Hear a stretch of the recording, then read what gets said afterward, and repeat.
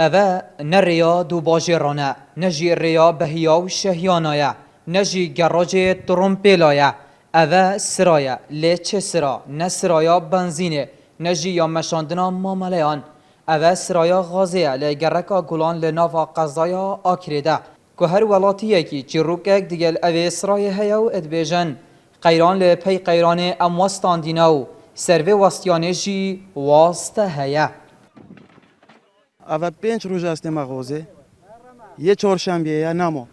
پنجشنبه گویی وارد واتم سرال درت هنی بو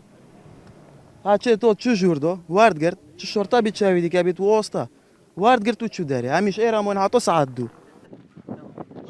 او ادبیجن برپر سرپشگنینه ده قیران نهو تنه به شانسی و نصیب مهجارانه که قسمت مکتیا ناو و آخیده و هفته که دو آخر جمعه شویدی 12 و ذکر حتی نیوه کو شوی عالم شوی شو غاز وزع نکرد 15 وزع نکرد چی تیس راحتت کرد اول شوی وزع کن بند دزن بخو بند بو مسئول بند هکیش یه ناراضی بلا از یه ناراضی ما سوی شوله قایم مقام بید مدیر آسایش بید مدیر شرطه بید هر کسی هبید ده صبح چما دوام مغاص نیه کی ده علاج آمد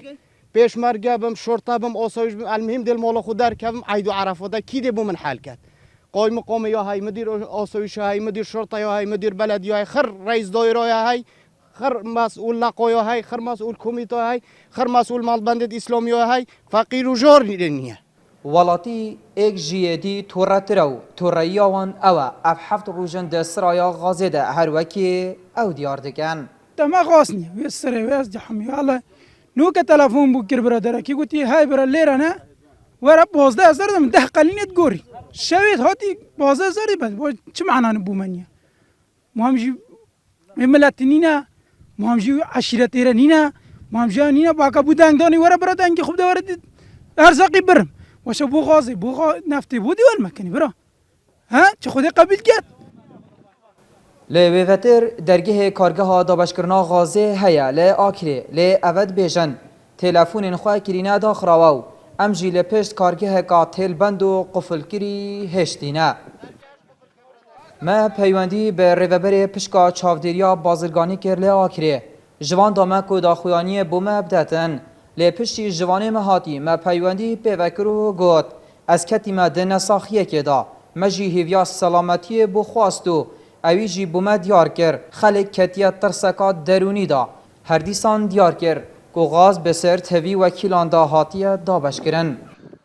اوه هفتیه که خلقی آکر کتیه قیرانا بغازیه داو هنلوانا روژیا خوشکاندیه بوسرایه و هنکندی مولتا دوام ورگرتیه و هنکندن جی پشتی هفت روژان بنچاری قلین خوراکر و زورینه ماله